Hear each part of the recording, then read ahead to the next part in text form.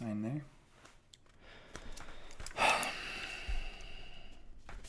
And here. Date and initial. An eye for an eye. Hey, Chip.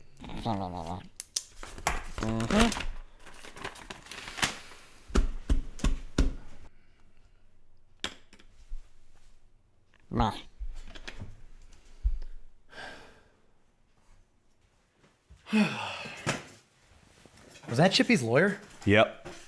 So everything's squared away? For now. Sheesh. All right, well, you guys ready? Can you focus? I don't get paid enough for this. We're rolling. But you're recording. Yeah, we're live. You guys are literally. What is the deal with you guys? Listen.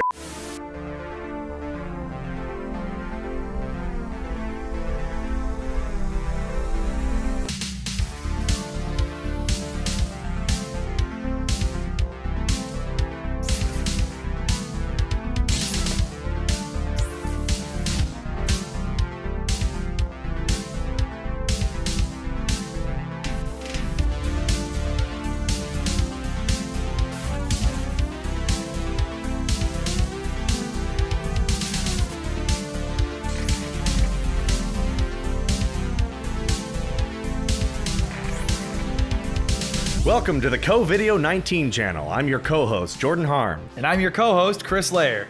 We're here to spread the pandemic of positivity through our local community. That's right, and we have a lot to be positive about. Missouri's economy is starting to move again, but it needs your help. Shop local. Grab a couple lunches this week from privately owned restaurants in your town. Pick up a morning coffee from your local cafe or get your groceries at your local drugstore. A pandemic such as COVID-19 can make or break small businesses, but so can local patrons. That's right, and if you own a local business, go to showmestrong.mo.gov and click on the Businesses tab to see how you can implement the proper infection prevention methods in your business. Reopening can be a process, and we want to make sure we all follow the guidelines. And now it's time to put the co in the video. That's right. Today we feature Mr. Randy Schilling. Randy is based out of St. Charles, Missouri, and is best known for his small business incubator, the Old Post Office. OPO Startups frequently hosts a myriad of networking events throughout the year and offers a warm, collaborative environment through conference rooms, office space, and even a small recording studio. Not to mention, the OPO helped get Big Forest off the ground and continues to support us to this day.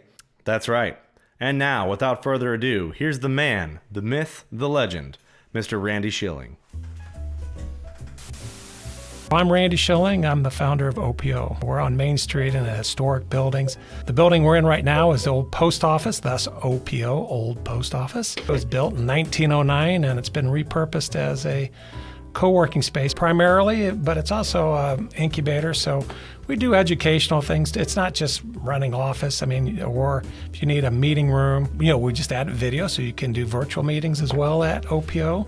The way that we've adapted it is that in addition to, if you want to reserve a conference room to meet, you can still do that by going to our website and logging in. But you can also do virtual meetings as well, like what we're doing here. I think people are going to work differently in the B2B space going forward. I think people have discovered video conferencing and remote working does work. We've pivoted, maybe a year ago, to really trying to attract remote workers. So we get a lot of people from that work for large tech firms in the coast, and then live here because they married somebody from St. Charles or St. Louis or whatever, and they'll spend a few days a week here and a few days working in their basement. So, and I'm a big believer in being a lifelong learner. Just like this, we're having to learn to use, I had to learn to do social media, I had to learn how to, do AdWords and how to do YouTube, So I think a new normal will be getting back to have some of those more, collisions where you bump into somebody and start up a conversation about, whether it's with Bill Dubuque talking about what, what movie projects he's working on, or with Brian, what's happening with Transactly, or Jim Guerra about Fusion 5 or Jim Everling about what's happening with Top Ops. I'm still learning. I'm getting to be an old guy. I keep thinking I'm 29 still, and I'm not. I'm getting old, but I'm still really enjoy the learning, and I really enjoy those and I think people enjoy those more natural in-person interactions. So I see that in-person is still going to be a critical piece. And I do think that co-working spaces and collaboration spaces like this are going to really be important. And I think also doing more outside. We had built our OPO, we call it OPO Plaza. I think you're going to see a lot more of that. And I think Main Street, St. Charles is going to be a hopping spot because I think the mall scene, I think this is going to be really rough on them. But I think outdoor main streets have a real opportunity to kind of come back in fashion. So I'm excited about that. It's kind of going back the other way where people were kind of going into the urban core, I guess.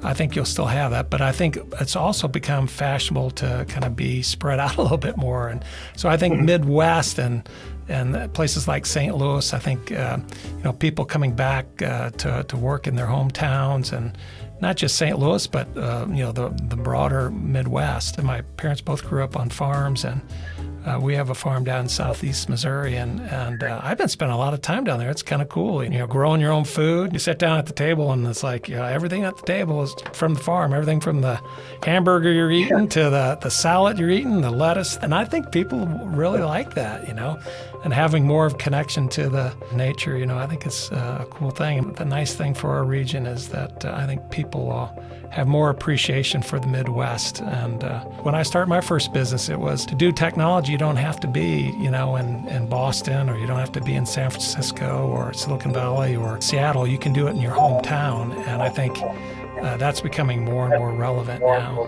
Thank you, Randy. It's always great to get a word from you, sir. Yes, thanks for taking the time to answer our questions. And congratulations on 5 years of serving our community and local business through the OPO. We recommend our viewers visit the OPO website, follow them on social media, and head to historic Main Street, St. Charles to check them out, as well as other local shops. We promise you won't be disappointed. And now, it's time to conclude today's program with the one and only, thank God, Chippy Bip. Hey kids, remember, wash your hands frequently and thoroughly. Don't forget about under those fingernails. Wow, yeah. Well said, Chippy. Yeah, thanks, Chippy. And fill your pockets with plenty of ketchup for tasty, on-the-go sanitation. Yep, there it is. Anyway, now that that's over with, it's time to end today's program with a quote from Bram Stoker's Dracula. Dracula? Yeah. It really is wonderful how much resilience is in human... Chris. No voices, man. I forgot. Just want to do that one. If I can't do Arnold, Okay, you hey, can't do Dracula. we'll talk about this afterward. All right. It really is wonderful how much resilience there is in human nature. Let any obstructing cause, no matter what, be removed in any way, even by death, and we fly back to first principles of hope and enjoyment. And now we'd like to thank everyone for tuning in. And remember, though we're all separated on the surface, we're all connected at the roots.